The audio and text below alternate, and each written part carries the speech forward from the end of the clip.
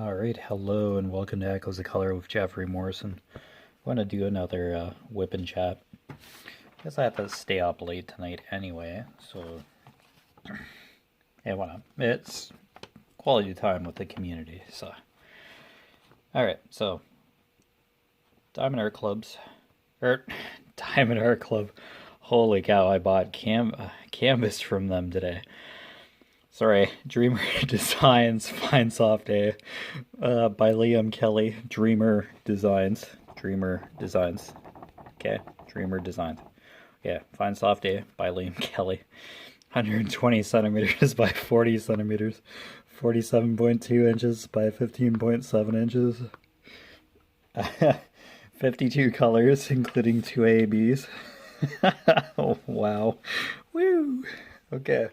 AB stands for Aurora Borealis, and it's just has an iridescent coating on the top side of the drill. Oh gosh, what's that called? Not sure. The dome side, like the side facing you. The opposite of the flat side. Oh boy, this is going well. The faceted side of the drill that you see at the top here, the slight sparkle. Yeah, the faceted side. Yeah, there you go. Okay, this is going well. Okay, yeah, good job. Had one job. Yeah, this is Diamond Art Club. Dreamer Designs, bud. Oh, woo!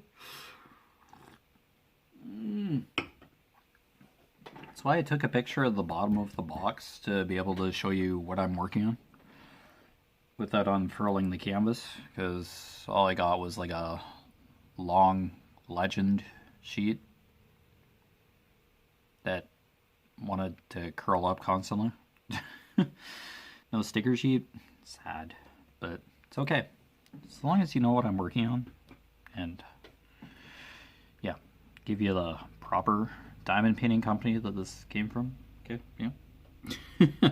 I ordered from Diamond Art Club today, and it's that Harry Potter crest. Fall Four Houses. I did mention this before, but yeah. Yeah, don't worry. I'll show the box and what I ordered, and then the Dreamer Designs that I ordered that is shipped as well. And I'll show you that. I totally forgot the name of it. It's like a picture of an American neighborhood. Early evening, I guess. I'm Canadian, but it just a nice serene atmospheric scene. So I don't know. It will be nice to do. I'm weird, but anyway. There you go. Hope you're entertained. Okay, here we go. It's not even been half an hour yet. Oh boy, talent. Okay, 904. Okay, let's do this checkmark green kind of. There's a lot of green in this section, obviously.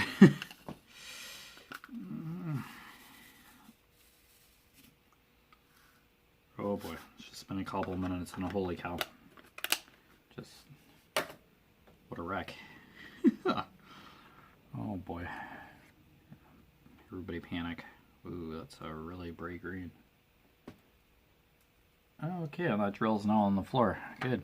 I think it's on my coffee. Interesting. I'm gonna swallow this drill now?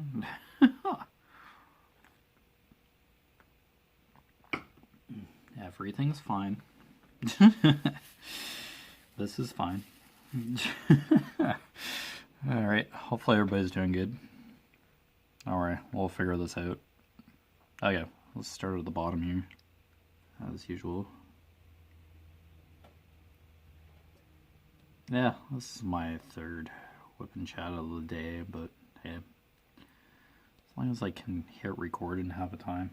Okay, the power bars are on, I've got the charger plugged in. Okay, good. That's at least going well. Oh, holy cow.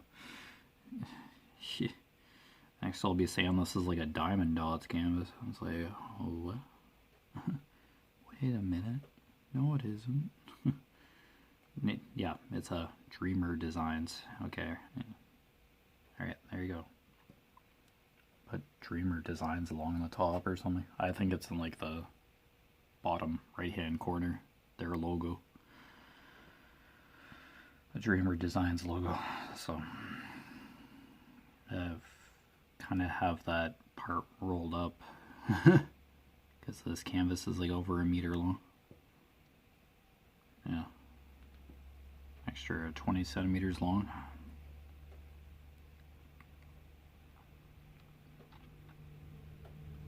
Yep, it's all good, all good.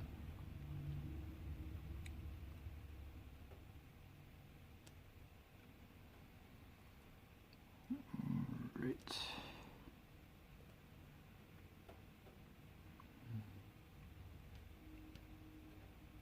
Yeah, I guess I have to think of what canvas to do after this one.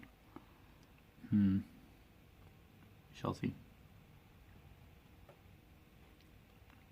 I got a while to go yet, but something to simmer in the back of the mind for sure. What canvas to do next.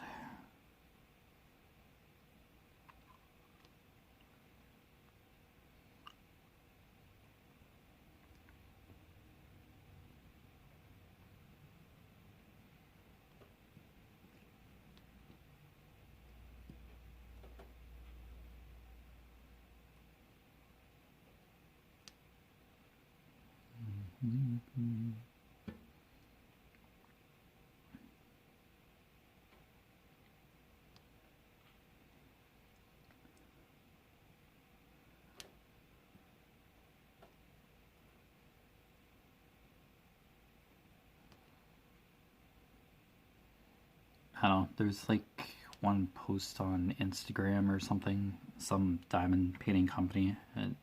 It was a diamond painting of a tiger or something. And it was just a really abstract kind of style. Like it just had like lines representing the tiger, and it was in a jungle, and yeah, it was really cool art. It's really neat.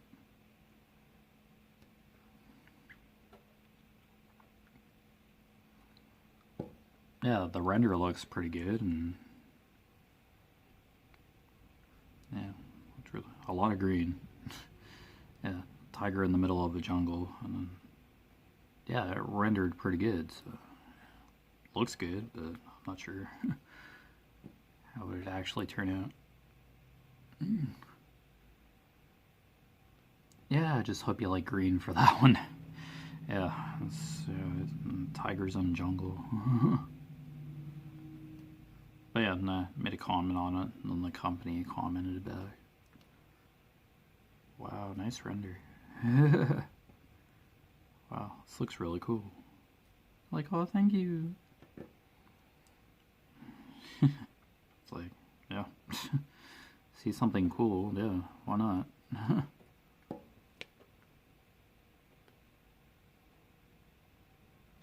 Shall I, like, do some sort of animal next or something, maybe? Not sure. This is a scene, so...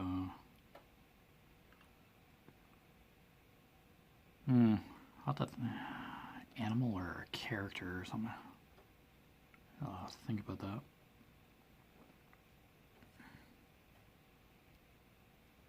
I don't know. Still got a chunk to go on this, so... Let's see what's out there.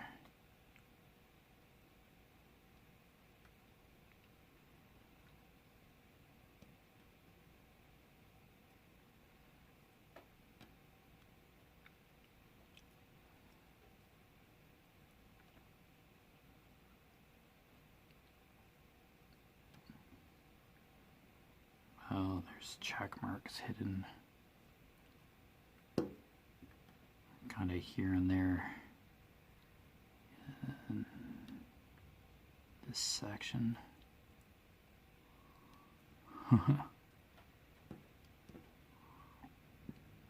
Oh, excuse me. Wow. Alright. Nice and foggy outside, isn't it?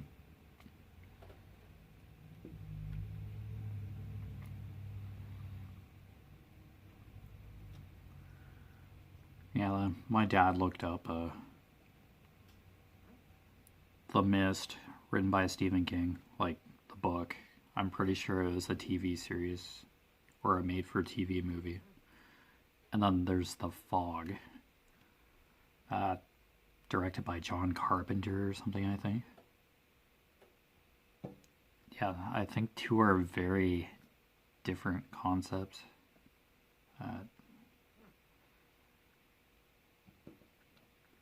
Yeah. I have a feeling The Mist was a movie as well, but that was written by Stephen King.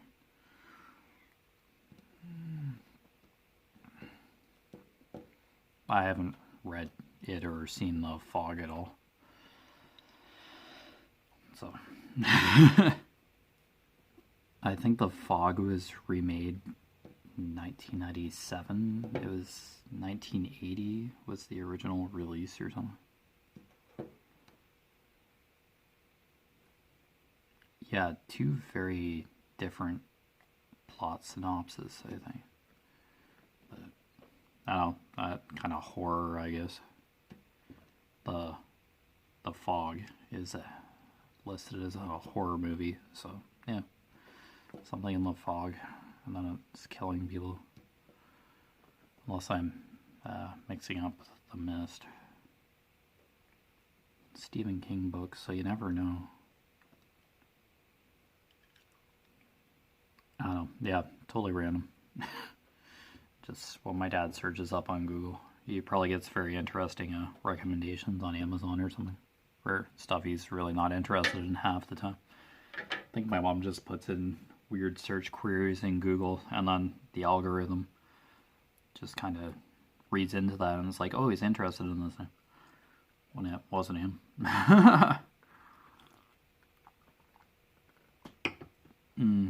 Delicious coffee. Yeah, there are some things I look up on Google too, like meanings of words or whatever. And if I'm wondering what something is. Yeah, but Stephen King books coming up in kind of my algorithm stuff isn't strange, because I bought some Stephen King books off of Amazon before.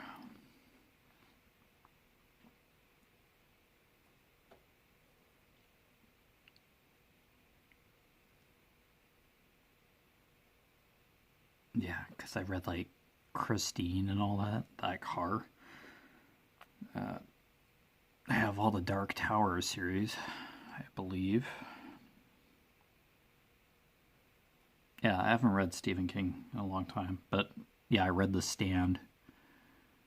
That's It. I read It.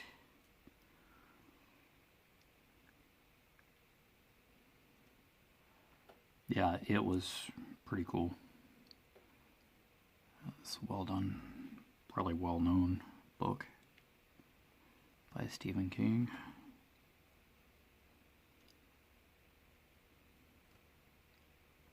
But yeah, I don't read heavily. Yeah, I pick up a book every once in a while. I do word search books constantly. Yeah, working on those, but like reading a novel or whatever, every now and then. Can't say I'm like heavy into reading, but yeah, word search, yeah, you're kind of reading words and finding them in a diagram or a grid, but it doesn't exactly convey a story or a plot. Gives you a bunch of topics to find words about, but yeah, it's reading in a way, but not, yeah, a coherent collection of thoughts. It's a magazine, word search magazine, because you can get a subscription and get issues or word search books delivered to your door for a couple of years. I did that for a while. I have like hundreds of them now. Yeah, Kappa and Penny Press are two of the big word search book or puzzle book magazines, printers. Yeah, I find myself doing word search or can do it for hours. Yeah, they do crosswords and Sudoku and logic puzzles and cryptograms. I think that's penny press. I've looked in cryptogram books, and it's tempting, but the code's like different every time. It's like the alphabet, but each puzzle is a different code based on the alphabet, so you kind of have to look at patterns. Cryptograms can be like quotes or statements or whatever. Yeah. Or phrases that you just decode by figuring out what letter represents the actual letter. Half the cryptogram books that I've picked up, they don't even like start you off with a letter or what the actual phrase says. Like, they don't help you out, you're on your own. You gotta be really clever over a period of time. I'm sure that patterns emerge, like or the or I even. Yeah, having that letter might help. Oh, those kind of cues. Kind of like Sudoku, if you have one square that's filled with a fairly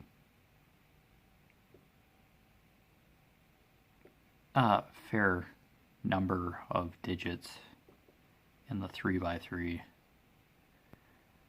singular square out of the 9 to make the entire puzzle.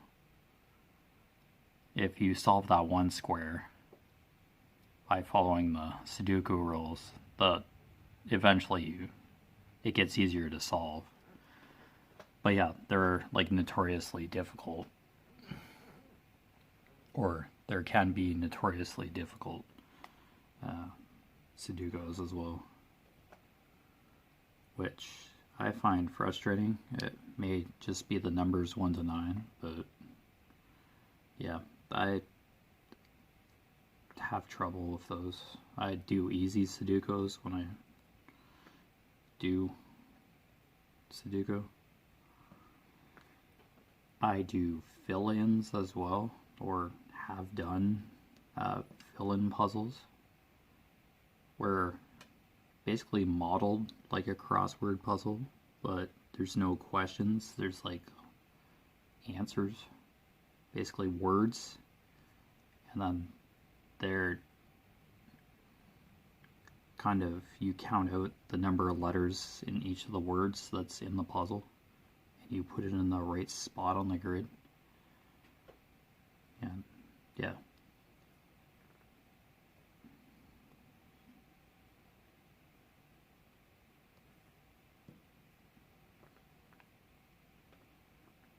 You could classify fill-ins as reverse crosswords, kind of.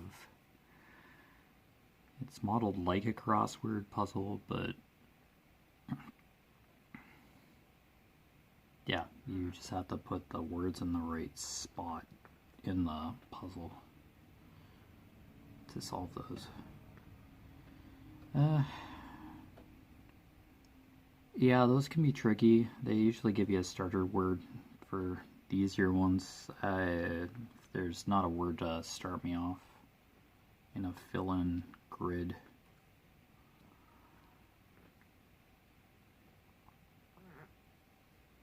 Yeah, I generally tend to look in the answers section to give me a word to start with, and then the puzzle kind of fills itself in from there. Generally, if they're like longer words, if you put those in first, you get more squares to kind of give you a context of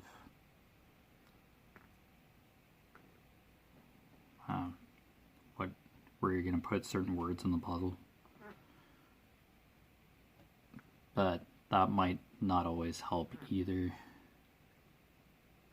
because you may have a word, but it could be on like the upper right hand corner of the puzzle and not connect to the center of the puzzle per se.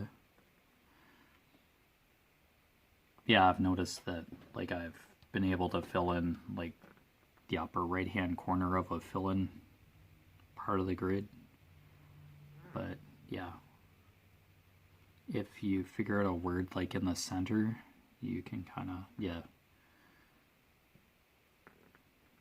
fill the puzzle in a little more efficiently that way. But yeah, you do figure it out eventually.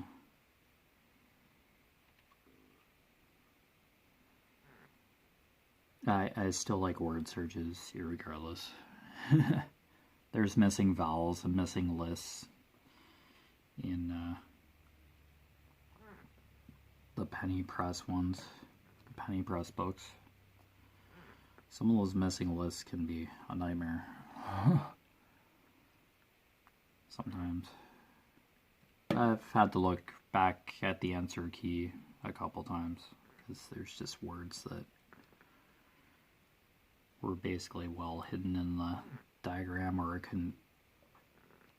I was just looking right at it and I'm not sure if the word actually fit in with like the subject topic of the puzzle. And there have been a couple words where I just wasn't sure were words, and yeah. Oh, at least the answer key is there for all the puzzles, but yeah, I generally tend to not have the answer key bookmarked, and I'd keep looking back at it. Some puzzles have given me trouble, missing lists for sure. And I do look in the back answer key to get me started on some fill-ins for sure. Because at the end of some fill-in the vast majority of the fill-in magazines, yeah, there's fill-in magazines as well, you can get a subscription for. And there are a number of fill-ins too, which, oh my gosh, couldn't even imagine. Oh boy.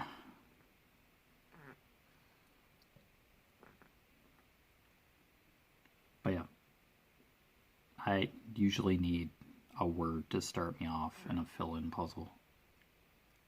I want to like crossword puzzles, but some of the clues are just so vague or highly knowledge based that I'm just like,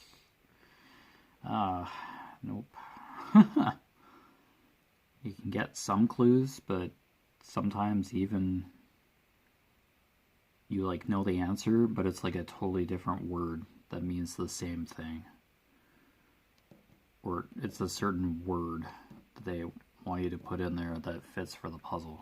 It's like, oh my gosh. I do have a crossword puzzle dictionary, or I had a crossword puzzle dictionary. That, you kind of have to know what you're... Oh, excuse me. Yeah, yawning there. You kind of have to know what you're looking for when you're in the crossword puzzle dictionary. I think they give you like common words, or similarly listed words. I think it was like a New York Times kind of word search puzzle book, 2nd or 3rd edition, so you know what that's telling you. Yeah, word searches, you get similar words in the diagram.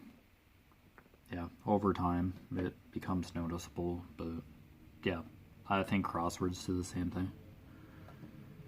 Just kind of like staple words or phrases to kind of anchor the puzzle together, to kind of nudge you in an easy direction, kind of ease you into it maybe, and help you with the harder clues, kind of give you context.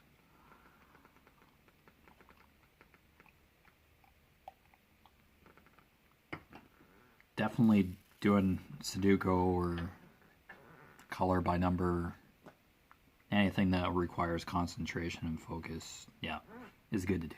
Good for the mind. So, yeah, I'll keep doing word searches. I managed to solve one hard Sudoku once. Took me a while. But yeah, I know. If the number is 1 to 9, yeah, it's like, oh, this should be easy. Not easy to kind of get acquainted with, but yeah, get a little tricky. I'm sure there are like tips and tricks. For the basic Sudoku, it's numbers 1 to 9 in each smaller 3 by 3 squares. And then there are like 8 other of those smaller 3 by 3 squares to make a 3 by 3 grid. So 9 squared grids to make the entire puzzle. That's basic Sudoku, and then there's like different versions of Sudoku, Sumdoku, and how you get, yeah, only certain numbers can go in the squares, and it's like math and, yeah, Sudoku, basic Sudoku is just numbers 1 to 9.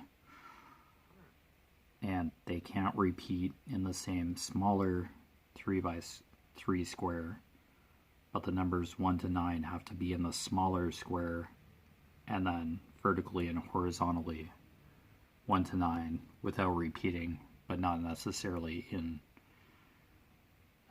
chronological order or numerical order. The numbers will have different orientations in each grid and be placed differently in the entire puzzle.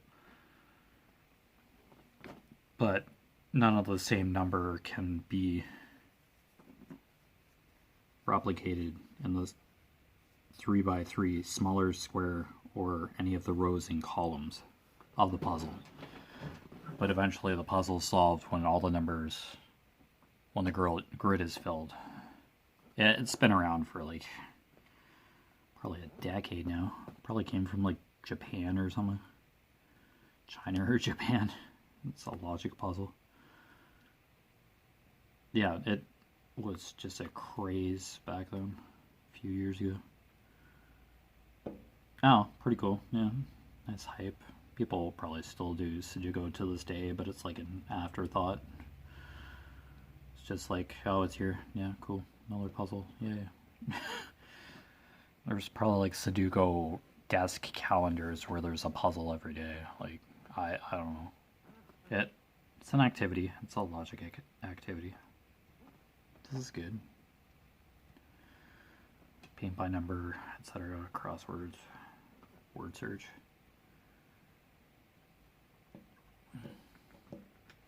I don't know. I find word searches to be a good staple.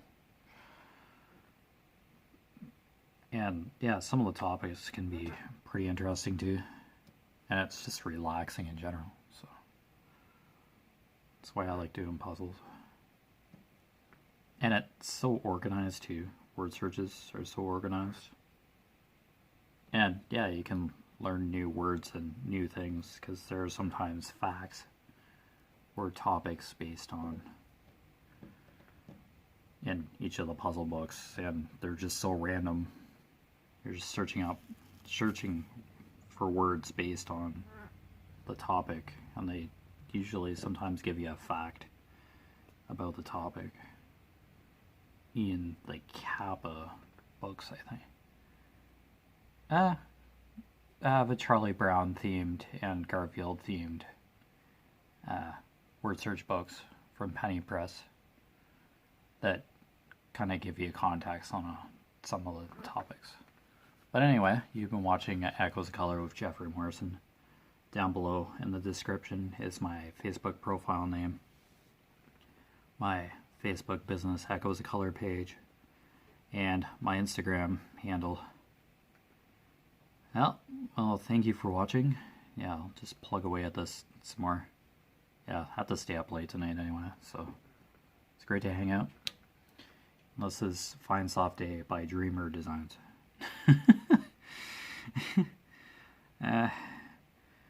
Maybe in stock, I don't know. I'll have to see. Dreamer Designs can run out of designs pretty quick, even though they restock. But yeah. Oh well, take care, have a great day, and we'll see you again soon. Bye.